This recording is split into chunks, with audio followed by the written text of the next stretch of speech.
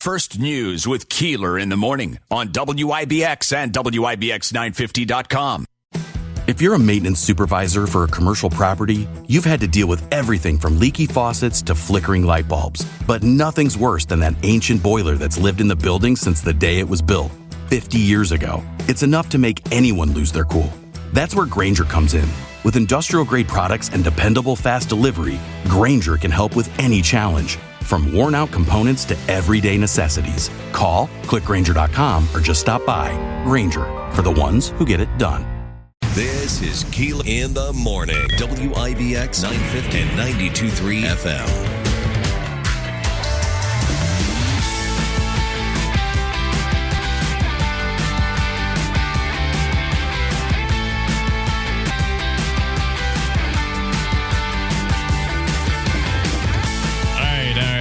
Just trying to get everything going here without, the minute we go one person down, and Jeff, thank you for coming in, but we would say the same thing about you. The minute one person is down here, you rely on certain things, everything turns to craziness. Yeah, two people running between studios. Yeah, Davey's running all over, working up a sweat. Holy moly. Stop the music. Thank you. And here is the man, Willie Waffle, for streaming, for movies, series that are out there, all that stuff. He is the man. Good morning, Willie Waffle.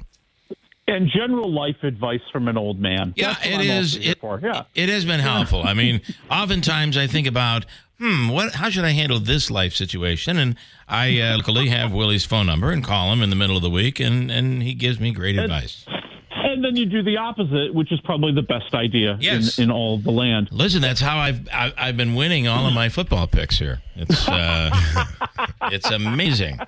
All right. Although who would have picked Cleveland to win that game last night? Oh God, you're killing me. Oh God. Okay, so I'm a Steelers fan. Yes, okay? I know. So I'm watching the game. I'm dying. The Browns are just running all over them. The offense can't get going. TJ Watt has decided it's snowing too much, so I don't even know what he's doing. And then they give me hope. Then they have this amazing comeback. But it's not enough. It's not enough. Let me just get this off my chest, okay? Anybody who watched the game last night knows where I'm going with this. Why is Justin Fields the guy who he's not even good enough to be the starter on the team? They bring him in all these running situations, and on third down, when you need to kill clock time, they've got him throwing 20 yards downfield. They didn't trust him to throw 20 yards downfield when he was starting earlier this year. I don't understand that. I've seen it happen in other games as well. It makes no sense. I wasn't there for that last night because I fell asleep, but I do feel your pain. Who was there, though? Who was there? Well, the fans were still in the seats. The fans were still in the seats. Michaels nailed the call. Touchdown! The fans are still here! He must have just felt because of the snow, everybody would leave. I don't know. He's getting older. Not in Cleveland, man. In Cleveland, oh, yeah. That crowd was having more fun last night than any crowd ever should legally be allowed. I agree. They were having a blast. All right, I have a lot to throw at you. I'm really disappointed. Gladiators 2 is in theaters because I'd like to watch it tonight, and I'm not sure we're going to the theater to see it. What do you think of Gladiator 2? Oh, I really like it. I think it's one of the best movies of the year. Wow. I really do. Awesome. It is such a real great thriller. This is your blockbuster movie. This is your movie that Bill, you're going to have to get out of the house. Okay? I'm going to have to. All right. You got to go see this one on the big screen because first of all, if you like the first Gladiator movie, it's basically the same movie. They're kind of following the same beats and the same type of story and the same type of characters. You got Paul Mescalin. He's playing this mysterious gladiator with a secret past. Oh, and the movie's set 15 years after the last one.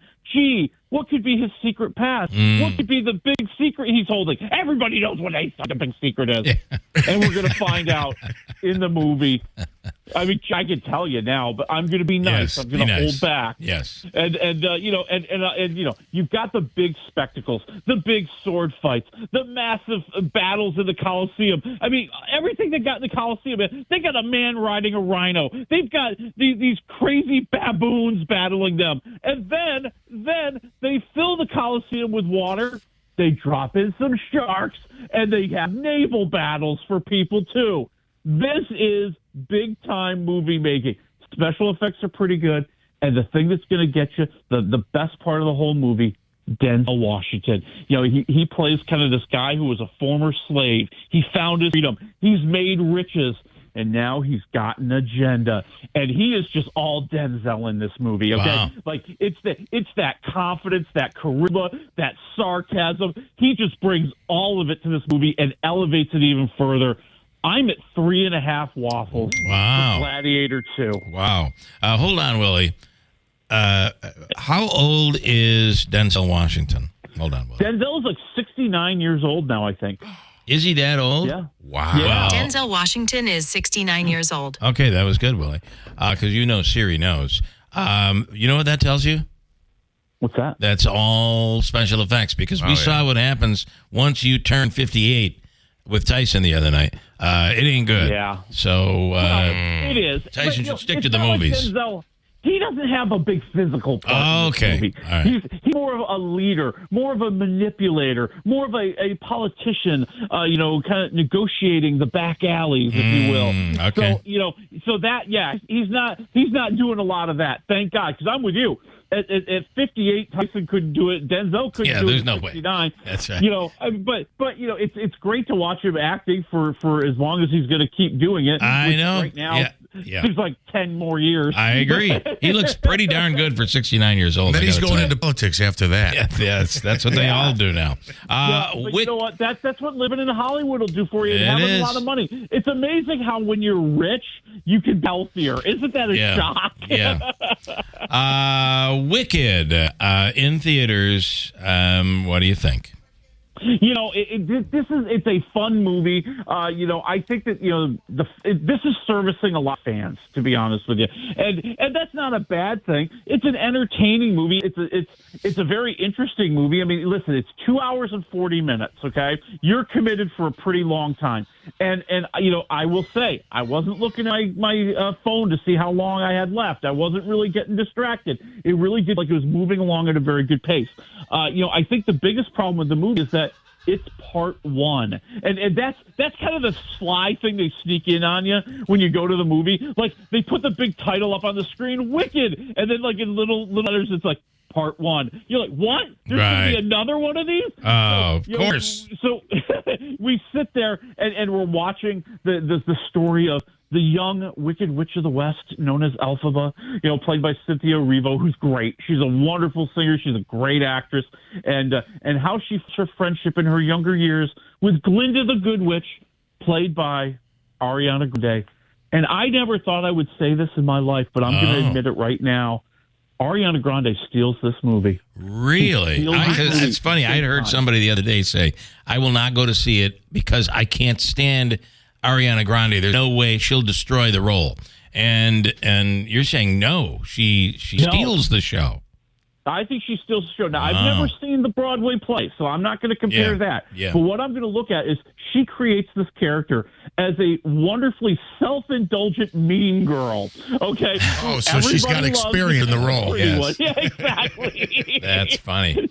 She knows what she's doing here. All right, and I think it provides a lot of humor. I'm at like 3 waffles. Okay. I just never had the emotional lift that I think this movie wants me to have. The musical numbers are great, but I'm not like, dancing and singing and popping out of my chair like I think a lot of the fans are. Going to be very interesting. I'm gonna try to talk my wife into going out to the theater. I want to see this Gladiator movie. The other one I want to see that's coming out December 26th, I think, is the Bob Dylan movie, and that guy sounds just like Bob Dylan. Have you seen it? It's unbelievable, though, right? He sounds like a young Bob Dylan. Timothy Chalamet. Yeah, He is on the move here, or Chalamet. And, he's a very good young actor. I think they're piping in Dylan's music during the singing parts, but it's him speaking as Dylan and acting like Dylan. And I'm interested to see how good it's going to be too. I think you're right. I think it might be precisely Christmas Day that they're going to release it. So we'll have a chance to see that, and I'm keeping my eyes open. It's that time of year where all of a sudden studios like me and provide a little bit more action movies. So I'm kind of hoping I'll be able to see it over the weekend or something. You might see it. Right, it might come this weekend or next weekend. And then Made in Utica, starring Chevy Chase for a very short period of time, but he gets off billing. The Christmas Letter. Now, it's Christmas time. It is. It's a time of love and understanding. It is. Forgiveness and reuniting with our family. Mm-hmm. And, listen, The Christmas Letter is not going to be the worst movie you'll ever see in your life. Let's rule that out. Listen, it's a smaller production that's trying to do the best it can. The basic story is a good traditional Christmas story, a nice feel-good story that you know exactly what's going to happen, right? Yes. This guy, he has this pen pal from England that he's been writing to for years, and every year he gets this Christmas letter where the guy, brags about all the wonderful things happening in his life, and it seems so glamorous and rich and amazing. And our hero, played by Angus Benfield, who can't decide if his character's from Boston, Utica, or London, according to his accent. Yeah, that's true. Really, just kind of he wants to do something special. He wants to have a letter. It's even better than that guy's next year, but he loses his job. But because he's now obsessed, he takes every money the family has, all the dimes and pennies and savings they have, to try to create the greatest year ever. And of course, it's a disaster every single step of the way. Yes. But maybe he's going to learn a very valuable lesson. I'm at 2.5 waffles. Okay. It's a decent movie. It's got a nice message. Listen, if you're willing to not compare it to your big blockbusters that are in movie theaters, you're going to go, okay, I entertained. It was worth the $4.99 I paid to rent it or whatever. Yeah. Yeah. All right, Willie. good. I expected you to torch it more, so that's wonderful. 2.5 waffles right there. You can rent it, by the way, or own it. It's all over Apple TV. Prime Videos where I saw it. Yeah. Yep. So, all right, Willie, enjoy the weekend, and thanks as always. You got it. I'll talk to you soon. All right, thank you. Willie Waffle.